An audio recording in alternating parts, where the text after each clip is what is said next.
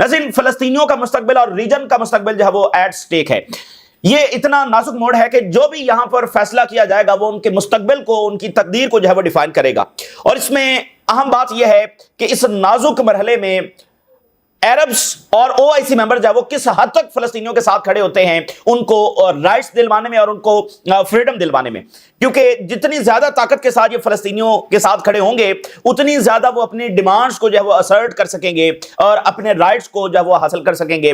तो ये सबसे अहम तरीन चीज होगी कि ये किस हद तक जो है वो फलस्तीनियों के साथ खड़े होते हैं, या फिर ये फलस्तीनियों के साथ सिर्फ बयानात की हद तक जो है वो खड़े होते हैं। दूसरा यहां पर डेंजरस मामला नाज़रीन ये है कि एक एग्रीमेंट अगर तय पा जाता है तो उसमें जो आगे इंप्लीमेंटेशन है उसका इख्तियार तो इजराइल के पास होगा। तो उसमें क्या गारंटी है कि माजी की तरह जो है वो बिट्रेल नहीं किया जाएगा। मिसाल के तौर पर देखिए, अगर हम पिछली सेंचुरी से भी चले जाएं तो डे वन से अगर हम देखें, जब से ये मसला शुरू हो रहा है, तो वेस्टर्न पावर्स का बिहेवियर क्या रहा है इजराइल के मामले में। इजराइल की जो जो वायलेशंस होती हैं, वेस्टर्न पावर जो है अपनी आंखें और कान जो है वो बंद कर लेते हैं। मिसाल के तौर पे 1917 में जो बाल्फोर डिक्लेरेशन होता है, और वहां से लेकर फिर 1948 तक बरतानवी फौज जब यहां पर इस सारे एरिया में, इस सारे अरसे में रहती है। अच्छा, उसमें पहले दिन से जब आबादकारी हो रही थी तो यहां पर ये आने वाले जो हैं ये ताकतवर थे और फलस्तीनी जो कमजोर पोजीशन में थे पहले दिन से, क्योंकि उनके पास मॉडर्न वेपन्स थे और फलस्तीनियों के पास कुछ भी नहीं था। वो मुनज्जम थे, पैसे वाले थे, ताकतवर थे, और फलस्तीनी जो है वो ना उनके पास वो वेपन्स थे, ना वो पैसा था, और ना वो इतने मुनज्जम थे कि वो इसको देख सकते हैं कि भाई ये कितनी बड़ी साजिश जब उनके खिलाफ हो रही है। तो जब यहां पर अट्रॉसिटीज शुरू हुई तो फिर बरतानवी फौज चूंकि यहां पर मौजूद थी तो उसको जो है वो शिकायत की जाती थी कि ये आकर यहां पर ये मजालिम ढा रहे हैं। तो बरतानवी फौज ने कोई ऐसा वाकया नहीं है कि जिसमें एक्शन लिया हो, बल्कि वो अपने आप को जब वो न्यूट्रल कर लेते थे। इवन जब 48 में इजराइल कायम हो रहा है तो उससे कुछ अर्सा पहले जब वो बरतानिया ने ये कहा कि यूनाइटेड नेशन जो है वो जो भी फैसला करे फलस्तीन के हवाले से, हमें वो कबूल होगा, ना हम उसको इंप्लीमेंट करेंगे ना उसको रिजेक्ट करेंगे, बस चुप करके यहां से चले जाएंगे।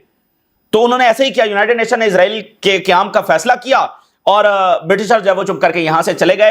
हालांकि यहां पर इजरायली ताकतवर पोजीशन में थे और फलस्तीनी कमजोर पोजीशन में थे। तो यह वाज़ेह था कि जब वो यहां से निकल रहे हैं तो जो है वो कौन सी कौम जब वो मुश्किल में आएगी, जाहिर है फलस्तीनी मुश्किल में आएंगे क्योंकि वो तो कमजोर पोजीशन में है। और अचानक से बरतानिया जो है जिसकी ये जिम्मेदारी थी वो अचानक से न्यूट्रल हो गया। तो जब इजरायली वायलेशंस की बात आती है वो इसमें जब वो न्यूट्रल हो जाते हैं, इसका भी मुजाहरा आपने लेबनान में देखा और देख रहे हैं। एग्रीमेंट हुआ, लेकिन जब लेबनानीज गवर्नमेंट अमेरिका को कहती है कि इजराइल वायलेशन कर रहा है तो वो कहते हैं इजराइल जाने और आप जाने। तो इजराइल चूंकि ताकतवर पोजीशन में है और बाकी कमजोर पोजीशन में है, तो हमेशा वो हर एग्रीमेंट जो है उसको वो एक्सप्लॉइट करते हैं। तो यहां पर अरब्स और ओआईसी मेंबर्स किस हद तक फलस्तीनियों के साथ खड़े होते हैं इस चीज को प्रिवेंट करने के लिए, क्योंकि आप देखें ना 100 साल हो चुका है, 100 साल से भी ज्यादा अरसा हो चुका है, इतनी कुर्बानियां दी जा चुकी हैं, और इन 2 सालों के अंदर जितने लोग मारे गए हैं इसकी तो माजी में कोई तारीख में कोई मिसाल मिलती नहीं है। तो अभी भी अगर फलस्तीनियों को इसी तरह से बिट्रेल किया जाता है तो ये रीजन के लिए भी अच्छा नहीं है। अच्छा, अब सवाल यह है कि अमेरिका इतना अंडर प्रेशर क्यों है। एक तो ज़ाहिर है हमें पता है कि 10 अक्टूबर को नोबेल पीस प्राइज के विनर का अनाउंसमेंट होना है, इसलिए ट्रम्प जो है वो बहुत जल्दी में है। लेकिन असल जो इवेंट है वो 15 अक्टूबर को होने जा रहा है, और ये एक बहुत बड़ी चीज है जिसकी वजह से अमेरिका अंडर प्रेशर है। 15 अक्टूबर को क्या होने जा रहा है? 15 अक्टूबर को नाज़रीन ये होने जा रहा है कि तारीख में पहला अरब और रशियन समिट होने जा रहा है। प्यूटन की दावत के ऊपर अरब लीडर जो हैं वो एक हफ्ते के बाद जब वो मॉस्को में होंगे, और ये पहला तारीख में पहला ये समिट होने जा रहा है।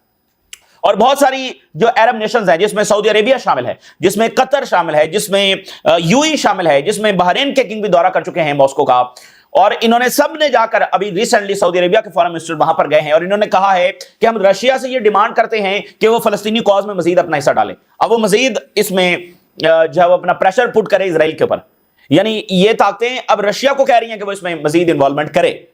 तो इस तनाजुर में ये समिट होने जा रहा है और अमेरिका इसको देख रहा है, क्योंकि चूंकि अमेरिका यहां पर कोई सोल्यूशन नहीं ला सका, तो अब ये ताकतें मिडिल ईस्ट के ये मालिक मजबूर हो रहे हैं टुवर्ड्स रशिया।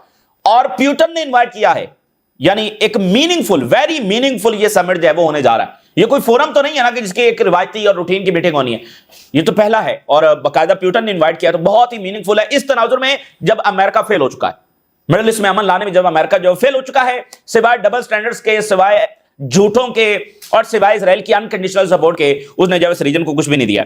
तो अब आप देखिए, Kremlin launches website of first Russian Arab summit, बकायदा उसकी वेबसाइट उन्होंने लॉन्च कर दी है, Moscow to host first ever Russian Arab summit on October 15। बहुत बड़ा ये इवेंट होने जा रहा है, इसके ऊपर जो नजर लगी, और इस तनाजुर में भी वाकयात हो रहे हैं क्योंकि ये मुल्क इंक्लाइन कर रहे हैं टुवर्ड्स रशिया। और ये समिट भाई उसमें क्या डिस्कस होने जा रहा है? उसमें ये डिस्कस रशिया को ऑफर करने जा रहा है फलस्तीन के मामले में सपोर्ट, वेपन्स, सिक्योरिटी, ठीक है, इन्वेस्टमेंट्स, ये सारी चीजें वहां पर। और वहां पर क्या डिस्कस होने जा रहा है? ये डिस्कस होने जा रहा है ना कि जो चीजें आप अमेरिका से डिमांड करते हैं, जो आपको चाहिए, हम वो आपको देने के लिए जब तैयार हैं। और रशिया अगर इन्वाइट कर रहा है तो क्या इसमें चाइना ऑन बोर्ड नहीं होगा? डेफिनेटली इसमें चाइना भी ऑन बोर्ड है। तो अमेरिका इसको देख रहा है कि ये नेशंस उधर जो है वो जा रही हैं। दूसरी बड़ी खबर यह है कि वेनेजुएला के सदर ने कुछ देर पहले अनाउंस किया है कि रशिया ने हमें मुकम्मल सपोर्ट का ऐलान किया है। A commitment to preserve Latin America and the Caribbean region as a zone of peace। ना सिर्फ हमें बल्कि पूरे रीजन की सपोर्ट का उन्होंने ऐलान किया। तो अमेरिका के लिए कोई आसान होने वाला नहीं है, गो कि इस डेवलपमेंट के साथ अमेरिका को रुकने वाला भी नहीं है, लेकिन ये आसान भी नहीं होगा। रशिया वेनेजुएला के साथ खड़ा है, क्यूबा के साथ खड़ा है, बाकी मुल्कों के साथ खड़ा है, और अब चाइना भी कह चुका है कि हम वेनेजुएला के साथ खड़े हैं। तो रशिया को बरहरास आकर यहां से अमेरिका से नहीं लड़ेगा यहां पर, लेकिन उसकी सपोर्ट होगी।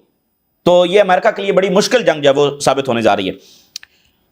अच्छा, दूसरी बात यह है कि ईरान जो है ना वो उसने जीपीएस जो है अमेरिकन जीपीएस डिसेबल कर दिया और चाइनीज जीपीएस उसने अडॉप्ट कर लिया है। इसका जो ऑफिशियल आगाज है वो जून में हुआ था जंग के टाइम के अंदर, लेकिन जाहिर है कि वो एक दिन में नहीं हो सकता था।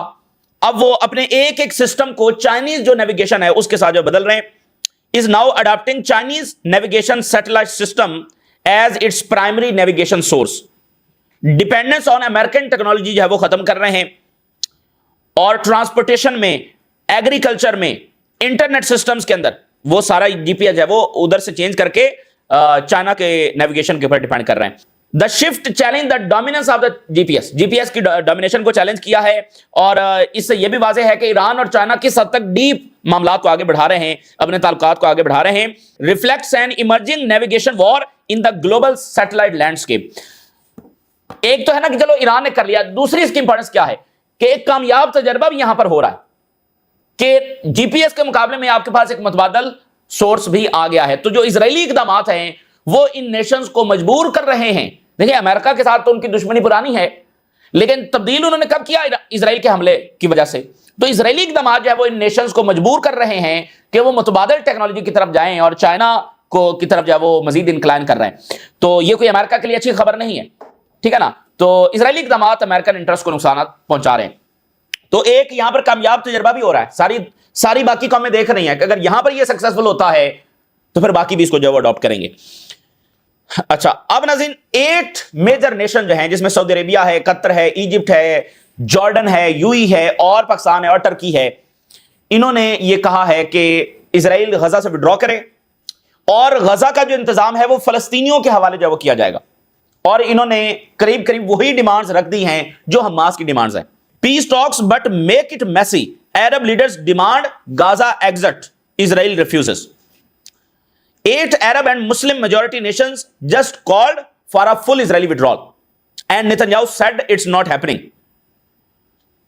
इन नेशन ने ये 8 जो Saudi Arabia, Egypt, Turkey, Qatar, Pakistan, इन्होंने कहा है कि गजा में बमबारी बंद की जाए, कैदी रिहा किए जाएं, इजराइल कंप्लीटली विड्रॉ करे और फलस्तीनी जो है वो गवर्न करें गजा को, और जिसमें फलस्तीनी अथॉरिटी जो शामिल है। और नेतन्याहू ने कहा है कि वो अपनी फौजें जो वो गजा के अंदर रहेगा, और अगर हमास डिसाम नहीं होगी तो वो फोर्सफुली हमास को जो डिसाम करेगा। तो ये बड़ी इंटरेस्टिंग बात है कि देखें, हमास की पोजीशन जो वो इतनी प्रिंसिपल है कि ये मुल्क जो हमास को पसंद नहीं करते हैं, लेकिन शरायत वही रख रहे हैं, क्योंकि ये वही असल यही शरायत है जो पाथ टू पीस हैं। इजरायली फौज का वहां से विड्रॉल, यही पाथ टू पीस है, और हमास की भी यही डिमांड्स है, और ये मुल्क जो हमास को पसंद नहीं करते वही डिमांड्स रख रहे हैं। तो क्या अमेरिका ये डिमांड्स मनवा सकता है? इजरायली फौज को क्या वो गजा से निकालने पर मजबूर करेगा? ये सऊदी अरेबिया कह रहा है ना, कतर, ये सारे अमेरिका के साथी हैं, और ये डिमांड जो अमेरिका के सामने रख रहे हैं। तो अब इसमें सवाल यह है कि क्या वो करेंगे। इस वक्त जब वो टर्की से लेकर यूरोप बहुत बड़े मुजाहरे हो रहे हैं। Mass rallies in Turkey in show support for the Gaza, hundreds of thousands protest in Amsterdam against Gaza war, huge pro Palestine protest held in the cities across Europe. वो जो flotilla के ऊपर attack हुआ है उसकी वजह से भी बहुत ज्यादा यूरोप में घुसा है, और रोम, इस्तांबुल, एथेंस, बाकी जो बड़े कैपिटल्स हैं, बर्लिन में, पेरिस में, یہاں پر مظاہرے جب ہو رہے ہیں. اٹلی کے اندر بہت بڑی اسٹرائک ہوئی ہے. جو گریٹا تھنڈربرگ والا معاملہ ہے وہ اسرائیل کے لیے کافی سنگین ہو رہا ہے.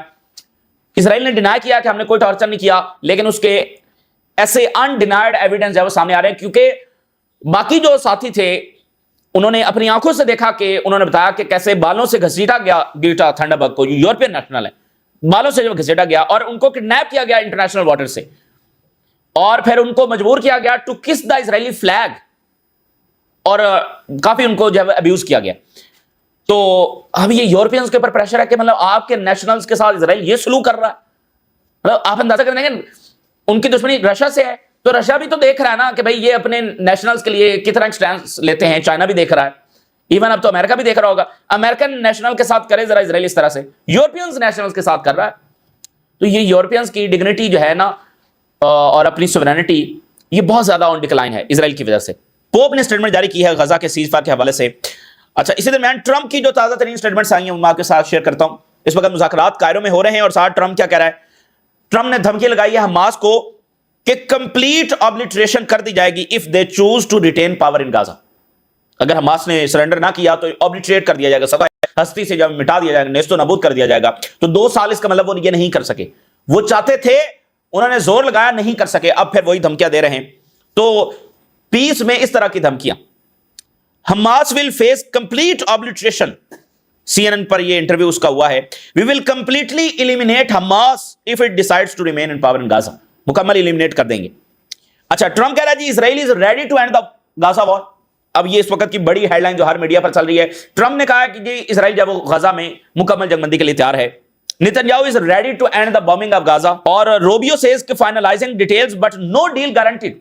ڈیٹیلز فائنلائز ہو رہے ہیں لیکن گارنٹی کوئی نہیں ہے کہ یہ معاملات حتمی نتیجے تک پہنچیں گے. دیکھیے اب پہلے دن سے اگر آپ نوٹ کریں تو امریکہ ایک بات کرتا ہے کہ اسرائیل دوسری بات. امریکہ کہتا ہے اسرائیل جنگ بندی کے لیے تیار ہے, نیتنیاہو کہتا ہے میں نہیں تیار. مطلب یہ ایک عجب ڈرامہ ہے. نیتنیاہو کھل کر آ کر کہتا ہے, ابھی کچھ گھنٹے پہلے اس کی سپیچ ہوئی ہے, اس نے کہا نہ میں فوجیں نکالوں گا, ایون جنگ بندی ہو بھی گئی تو ہماری فوجیں رہیں گی. یہ ساری باتیں اس نے جب وہ کی ہیں جو ٹرمپ پلان کے بالکل منافی ہیں, لیکن اس نے کی ہیں. لیکن ٹرمپ کہہ رہا ہے کہ وہ جنگ بندی کے لیے تیار ہے. تو اس لیے اخورڈ روبیو کہہ رہا ہے کہ کوئی گارنٹی نہیں ہے. تو اس میں کیا نتیجہ جب وہ نکل کر آئے گا سب اس کو دیکھ رہے ہیں.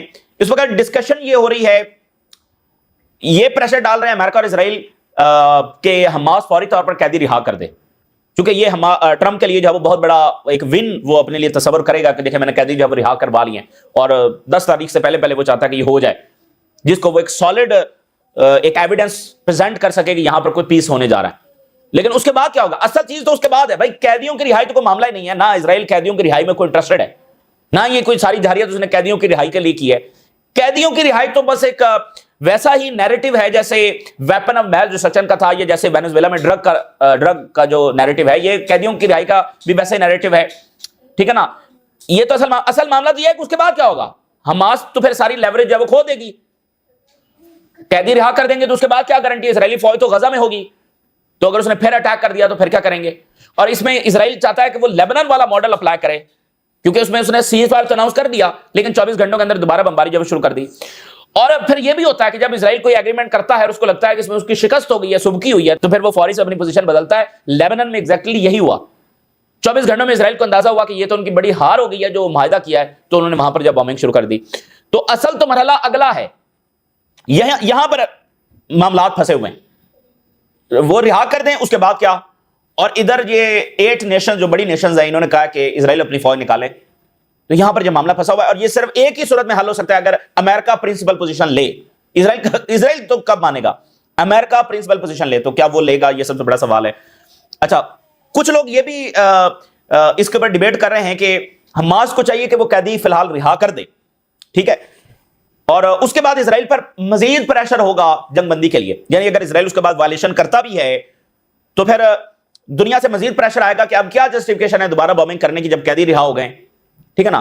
تو یہ بات کسی حد تک ٹھیک ہو بھی سکتی ہے اور شاید حماس اس کے بارے ڈسکشن کر رہی ہو, لیکن سالڈ گارنٹیز بھی تو ضروری ہیں, کیونکہ پوری دنیا نے پہلے بھی تو پریشر ڈالا ہے اور کنڈیم بھی کیا ہے, سارا کچھ کیا ہے, لیکن جنگ بندی تو وہ نہیں کروا سکے.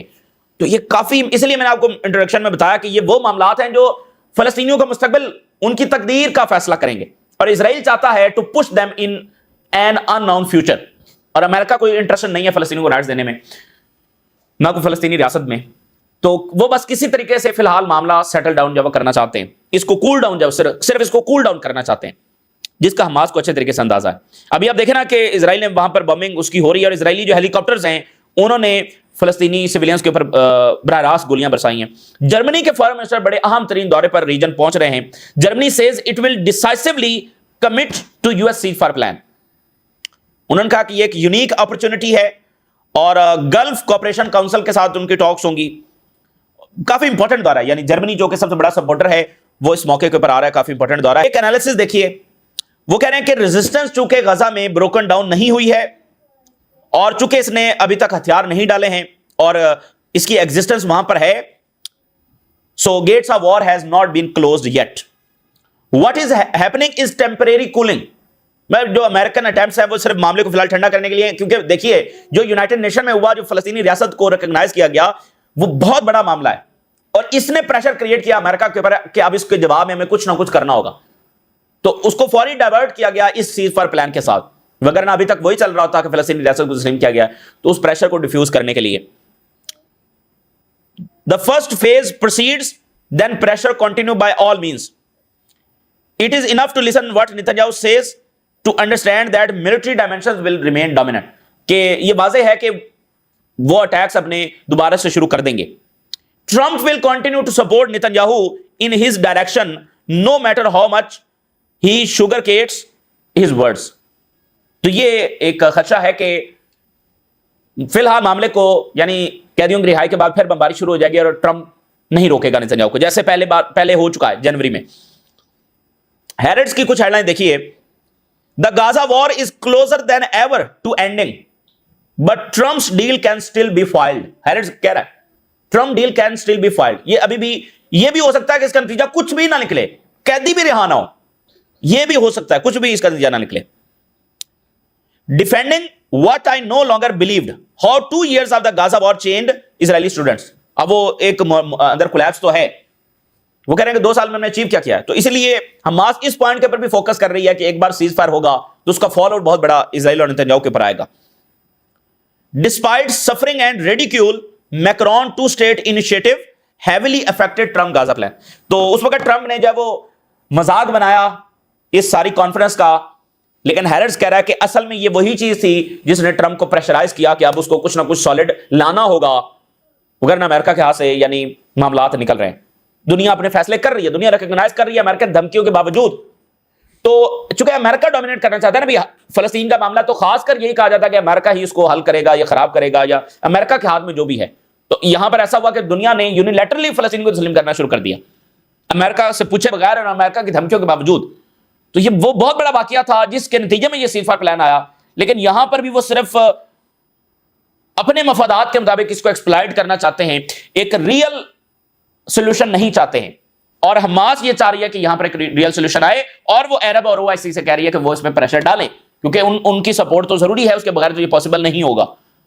تو اس لیے اب ان پر جو ہے وہ بہت زیادہ پریشر ہے. تو ایک آخری ہیڈ لائن یہ ہے کہ ٹامی رابنسن, یہ بہت بڑا رائٹ ونگ ہے برطانیہ کا, اور بہت بڑے مطلب جو مائگریشن کے خلاف یہ مظاہرے بھی وہاں پر کر رہا ہے, اور اسرائیل کا یہ بہت بڑا سپورٹر ہے. اسرائیل نے اس کو بلایا, یہ وہی ہے جس کو ایلون مسک جو ہے سپورٹ کر رہا تھا. تو یہ یعنی حکومت اس کو خطرہ سمجھتی ہے برطانیہ کی, اور ایلون مسک اس کو سپورٹ کر رہا تھا, اور اب اسرائیل نے اس کو بلایا. تو یہ اسرائیل کا ایک پیٹرن ہے یورپینز کو پریشرائز کرنے کے لیے, کنٹرول کرنے کے لیے یورپین لیڈرز کو. تو یہ کافی بڑا اقدام ہے جو انہوں نے ٹامی رابنسن کو جب وہ بلایا, اور برطانیہ میں تنقید ہو رہی ہے. تو یہ اس وقت کی تازہ ترین صورتحال ہے جو آپ کے ساتھ شیئر کیا. آپ نے رائے ضرور آگاہ کریں. اجازت دیجیے, اللہ حافظ.